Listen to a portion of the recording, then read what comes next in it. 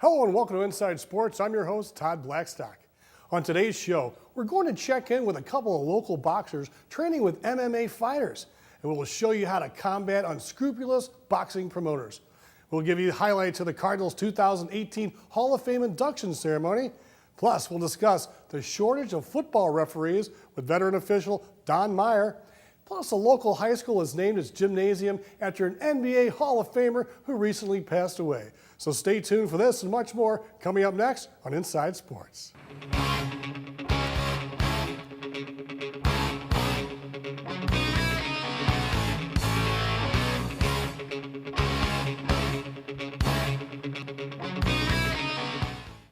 First up, NBA Hall of Famer Henry JoJo White played high school basketball at McKinley here in St. Louis.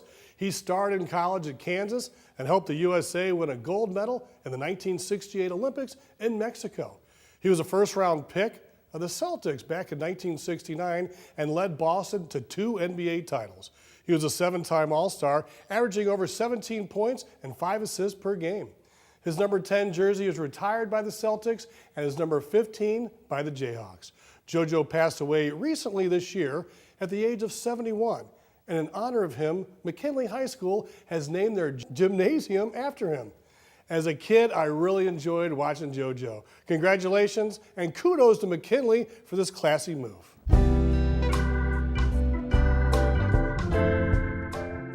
I'd like to thank the school board. I'd especially like to thank Mr. Gaines for recognizing the great achievements of my uncle.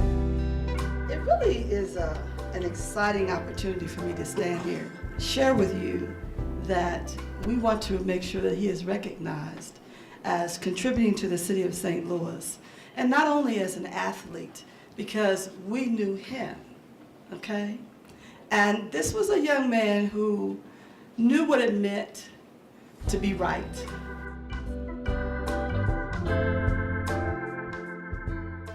Well, there's a referee shortage crisis this year in high school football. There's not enough officials to do the games.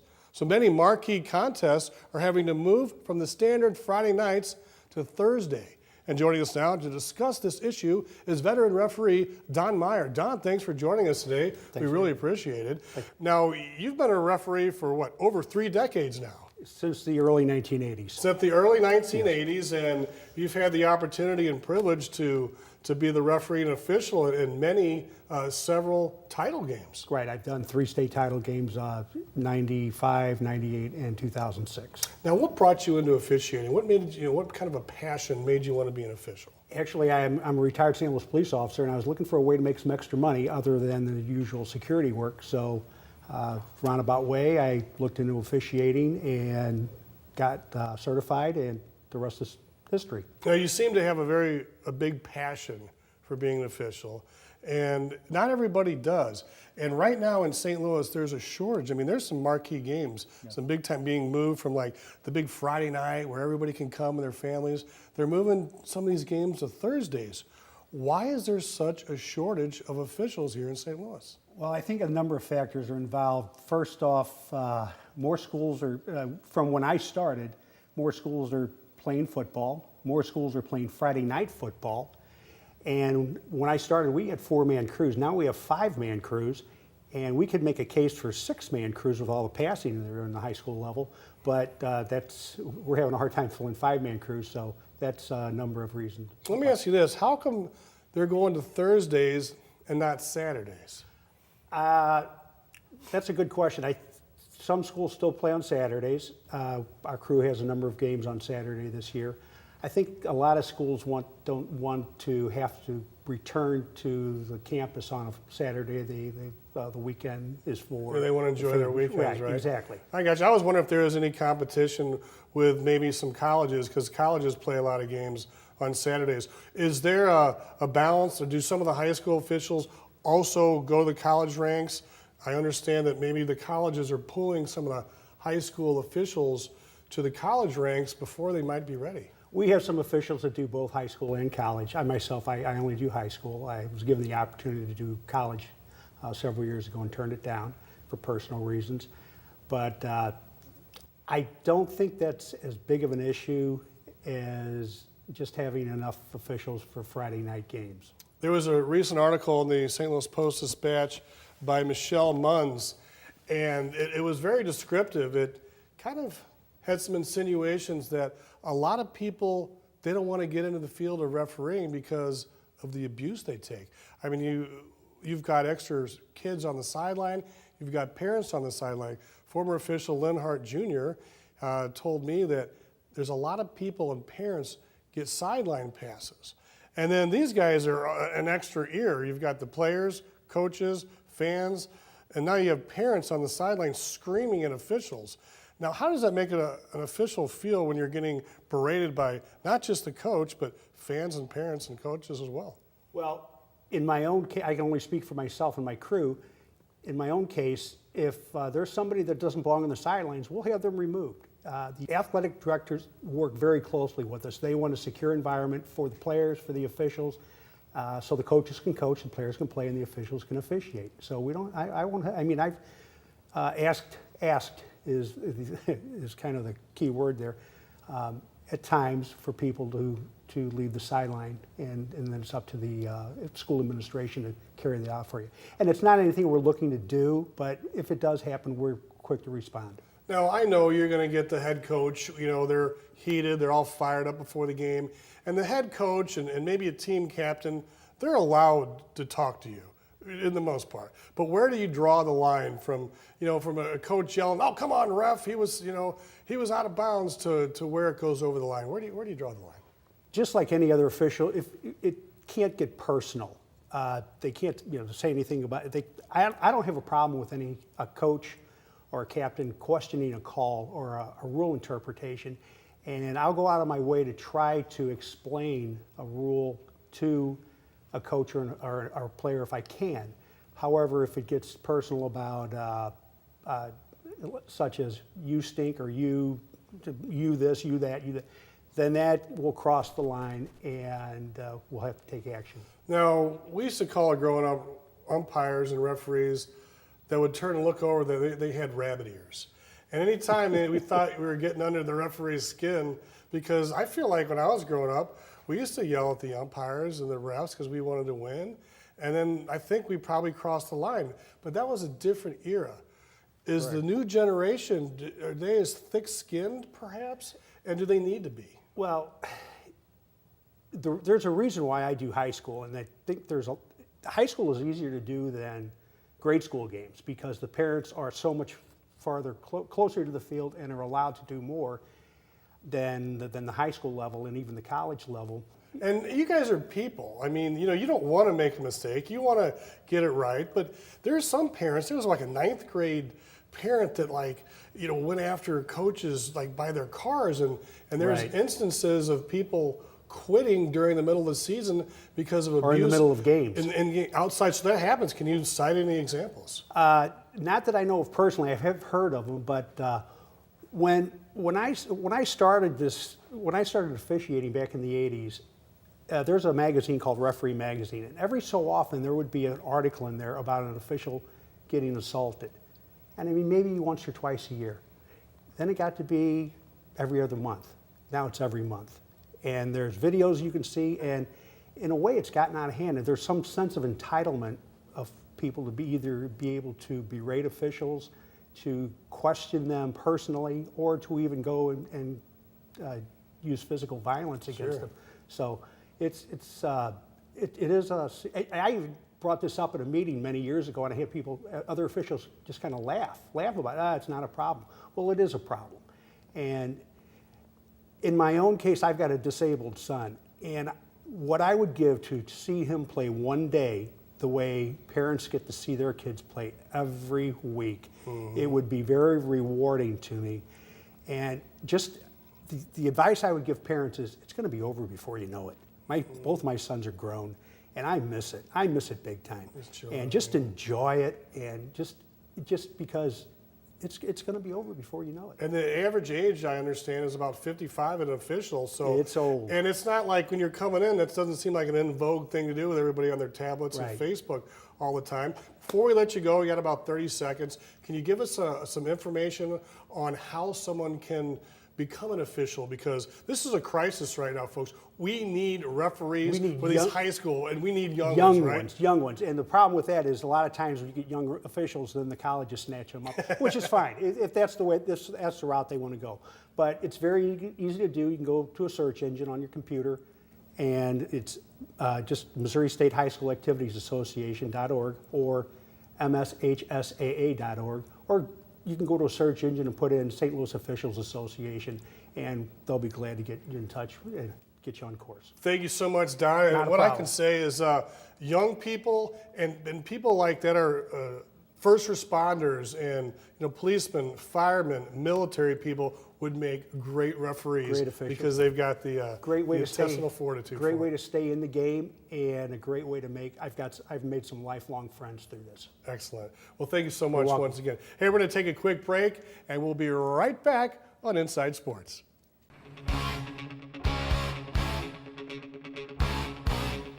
Hi, I'm Ozzie Smith, and you're watching Inside Sports on STL TV. Hey, welcome back to Inside Sports. I'm Todd Blackstock.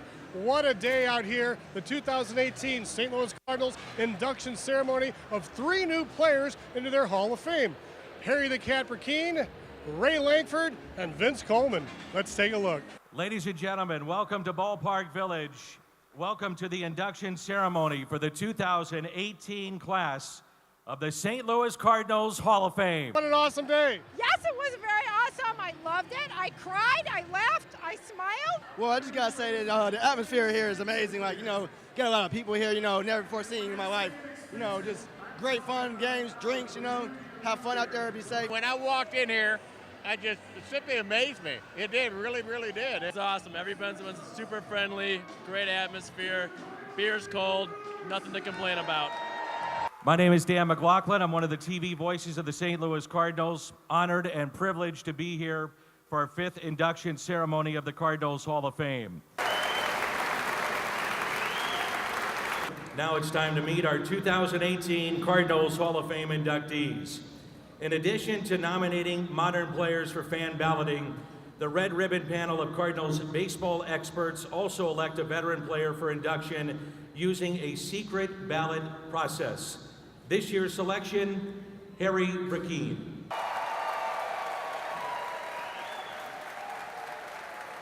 Representing Harry Burkeen and the entire Burkeen family, please welcome his son, Stephen Burkeen. Stephen. I can speak for him and tell you what he would say. He would tell you how honored he was to be recognized by his peers. He would tell you that he was humbled to be counted as a group of super Cardinal heroes like we have here. He would tell you the previous inductees were a great class, and he would be especially pleased to be included in the class of 2018 with Ray and Vince. This is what Harry would not tell you. He would not tell you that he was a great pitcher with great control, had a wicked screwball, and was rated one of the best. He would not tell you that he was cool under pressure. He would not tell you that he came on strong in the second half of the 46th season, improved in 47, and as mentioned earlier, he led in 48. He would not take much credit for his performance in the 46 World Series, and that's probably for what he's most well known. Please welcome Vince Coleman.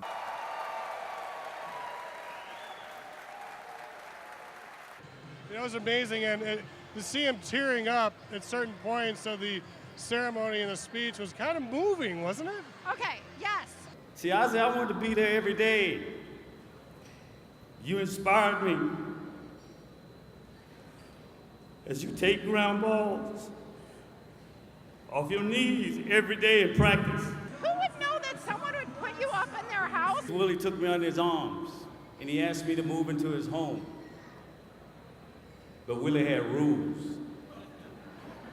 So Willie didn't charge me any rent. I had to pay the rent. He gave my own room. Only thing I had to do was put my own phone line in my room because he didn't want me tying up his line all night long. It was before cell phones and call wait and wasn't none of that back then. So that's all I had to do. We leave to go to the ballpark every day at 1 o'clock, go have lunch, and then we'll go to the ballpark. Curfew was 12:30. So one night, I came home at 12:45. I told Willie I was at the batting cage working on my stroke. He didn't go for that. Buy you a car and be like a co-parent. See, Ozzie, I was raised without a father. You bought me my first car. Isn't that what fathers do? And it was fabulous. So I mean, those are great players, great memories. And I really hope they make him a coach. He hit for the cycle, led the league in triples as a rookie, then later went on to have 5 seasons of 20 home runs and 20 steals. And who could forget about that play with Darren Dalton? Wow. Ladies and gentlemen, Ray Langford.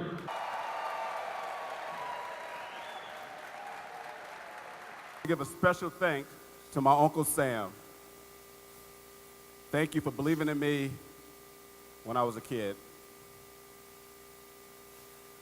Growing up in a tough part of LA, a lot of great players didn't make it out, but I did. He chose the better part, and that's what makes me so proud. He wanted to do good, and he did good. Thanks to my grandparents, my family, who sacrificed and did whatever was necessary for my success. And we're here with Ray Langford's aunt. Her name is Lavinia? Lavinia Lewis. Lavinia Lewis, and what a special day for Ray and your family. I know you had a huge contingent of people out here supporting Ray, and I know it was a very emotional day for you and your family. Yes, it was. Very proud of him. We came from California here to share in his success, and we're so proud of him. So what was it with Ray's career that was so special? He was one of those guys, to me, that he was good at everything. You know, he could hit with power, speed, but as a kid growing up, what were some of the things that you taught him, and you know, what kind of a guy was he growing up? I loved about him his determination and how he was always willing to listen and take criticism. It's not coachable, you know, and that's one thing that caught my eye. My younger brother, he also played in the major leagues, so I was around him for a while, and I saw a lot of talent that he had at a young age that you can't teach. And as he grew older, those skills got bigger and bigger and better. So all we did is help him keep him out of trouble. He's always been a strong kid from day one. I remember one time we were playing out in the yard, and I was trying to wrestle with him, and he picked me up over his head. And that's when I knew he was a little different than most of the kids. So he's always had that strength. Through his career, he had great success. He's done a lot of great things for charities and things. You know, what's he like these days after post-career? He's still very humble, still giving. We still love him a lot and here to support him. All right, any final thoughts on what's a special day for the Langford family? Ray, we all love you, and we're so proud of you. You made all of us feel special this weekend. Thank you. Today, I proudly wear my new uniform, this red jacket.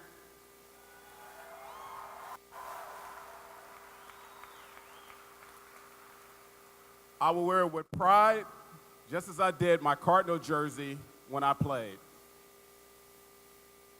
I am a St. Louis Cardinal for life. Wow. Can I say that one more time? I am a St. Louis Cardinal for life. The team also honored Cardinal Hall of Famer Red Shavings, who passed away earlier this season, and Bob Costas, who is now a member of the Major League Baseball Hall of Fame Broadcasters Wing.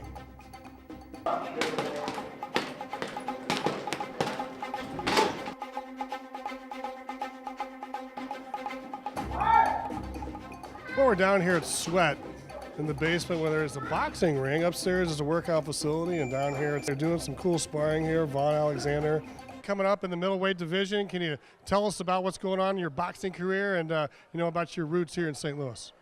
Yeah, I'm born and raised in St. Louis. I actually got a brother too that fight, Devin Alexander. I mean, this is where I'm from. This is where I was bred at. I've been doing this my whole life. I'm 12-0 right now, on my way up through the rankings.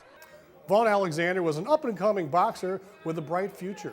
He, along with his brother Devin, looked to be the next generation of prize fighters from the STL area after winning silver gloves, Golden Gloves, and Junior Olympic titles side by side, until Vaughn took a turn for the worst. This promising junior middleweight fighter was being groomed for big things with legendary fight promoter Don King, fighting several times at Mandalay Bay in Las Vegas and in Madison Square Garden on championship cards of Corey Spinks and Roy Jones Jr. But in 2004, Vaughn committed armed robbery and received a 6-year prison sentence.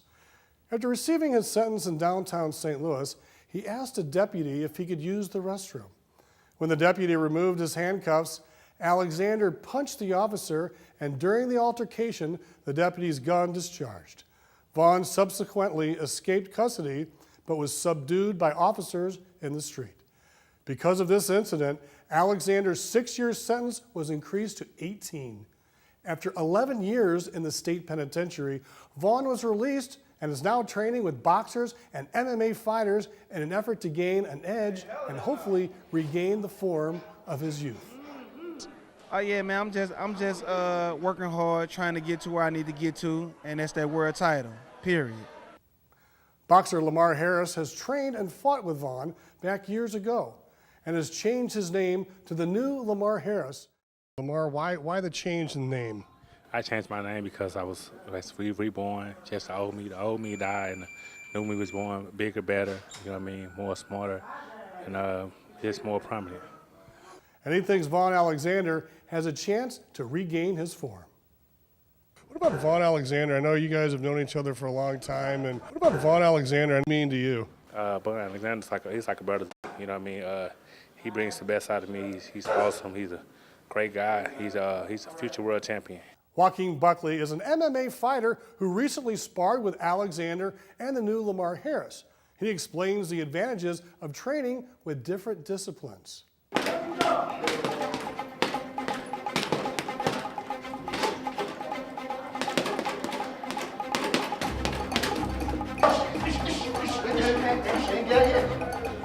It's pretty rowdy down here at Sweat, the gym in Clayton, and you got a lot of stuff going on here today. We've got MMA guys coming in here, boxing with Vaughn Alexander and Lamar Harris here. Why is it important for you as an MMA guy to come in here and box with Vaughn and Lamar? The biggest important reason why I come in here and box with these guys, man, is so I can work on my art as well, and get a great understanding on how to throw the hands, the defense, and just certain subtle movements that I can apply to my game, you know what I'm saying? So I got to work with the best guys that do this, you know what I mean, so I can apply it to mine.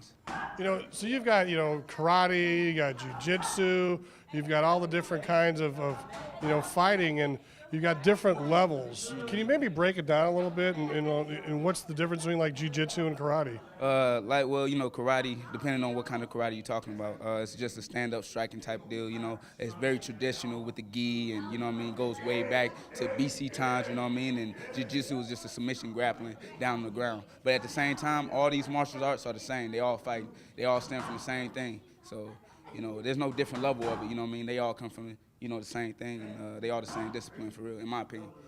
It kind of seems like the trend is going towards MMA. I hate to say it down here with some great boxers, but I don't know if it's like the whole body, the fact that you can get people on the ground, or you're not wearing shoes. Right. The gorier, the more barbaric, people gonna love it, man. Like, that's still in our blood, man. We still animals, you know what I mean? We still love to see a fight, you know what I mean? Boxing got the same thing, you know what I mean? But I hate like how, but people don't appreciate the art for things, you know what I mean? Like I said, they want blood, you know what I'm saying? They want the blood sport and everything of that nature. That's why a lot of people are starting to gravitate towards MMA a lot more, you know what I mean? Because it's more in a cage. In a cage, exactly, you know what I mean? So the whole just idea of an arena, gladiator type, a lot of people just like that a little bit more, but at the same time, people can't appreciate the art of it because they don't understand, if you get what I'm saying, They just rather see KOs and, elbows and stuff like that, so. But I appreciate all the arts, like I said, man. I love the boxing, I love the jiu-jitsu, I love the wrestling. And like I said, I got to work with the best guys. I got to work with Devin Alexander here. I got to work with Lamar.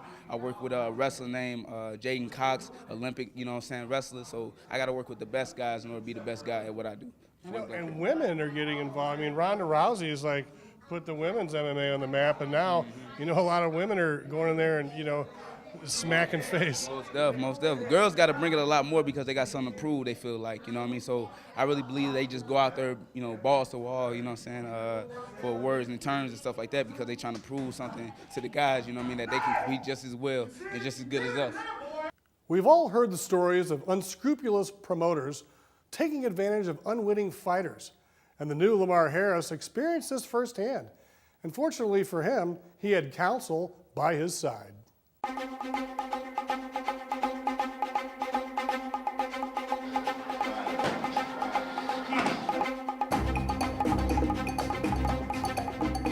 So right now you're getting ready to train for another fight. You recently had a fight in Atlantic City, and your counsel came with you right there in boxing, and I got to see some of the really cool pictures and video of that. Can you maybe discuss your experience in Atlantic City? Atlantic City was awesome. It was a great fight, great crowd. I had my lawyer, Todd Blackstock, he was there with me, so had a great experience, great exposure. So had really a lot of great people, and fight went really well. You know, it's pretty cool when you get to see like the behind the scenes pictures and stuff, because it's a little surreal sometimes when you see the fights on TV, but you never see what goes on behind the scenes. What's it like behind the scenes, like in the locker room and with the promoters and trying to get paid and all that stuff? Well, my last experience was terrible because we had a terrible experience, but at the end of the day, we got our money. All right, Lamar, we were just talking about when you're in Atlantic City, some of these promoters, they try to be slick and they try not to pay, but... Well, I went and got your blood work done the last day. I got the email and I got the receipt. You got the blood work, but the It's blood $100, and I got the other expense. I'm going to email it to y'all. Yeah, it's Todd Mandel here.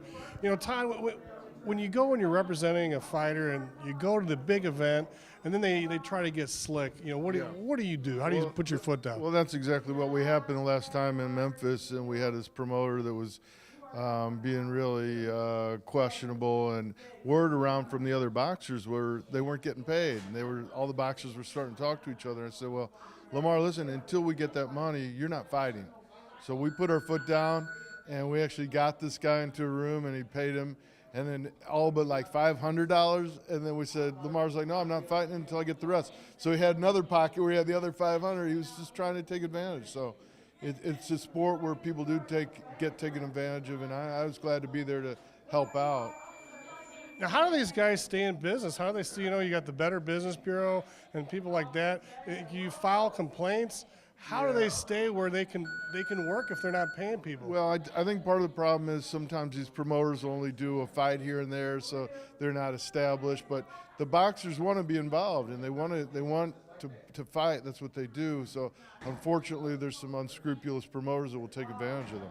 Well, and you know the ins and outs behind the scenes, so you can be up on the up and up, and you can put some of these corrupt guys away. Exactly. What do you think is up with these guys? I mean, do you think that they're going to come in and not pay people when they train for their whole lives for these boxing matches, and then they try to be slick on you? Exactly. Boxing is all about money. It's in the boxing world, it's a dog-eat-dog world, so it's all about, like, these guys that are business savvy. They think they're smarter. They think fighters are stupid. So they feel like, I can get him to come here. He can train, he can fight, he can make me a lot of money, but I can tell him I cannot pay him. I tell him I send him a check and we cannot pay him. There's nothing he can do about it because, a lot of guys that box, they're really, really poor. They can't afford lawyers, they can't afford stuff, so there's no way they can get their money. So that's why the guys feel like they got the upper hand, you know what I mean? Yeah, it's definitely, there's been a lot of talk about the corruption in boxing, so maybe you can get in there someday and help clean it up. Exactly. So that's my plan. That's my goal. So I'm already licensed as a manager in New Jersey. So I'm definitely going to continue to pursue that. So right now I'm just working on getting fighters under my belt and lead that career in a promising way. That's our show for today. Thanks for watching Inside Sports. We'll see you next time.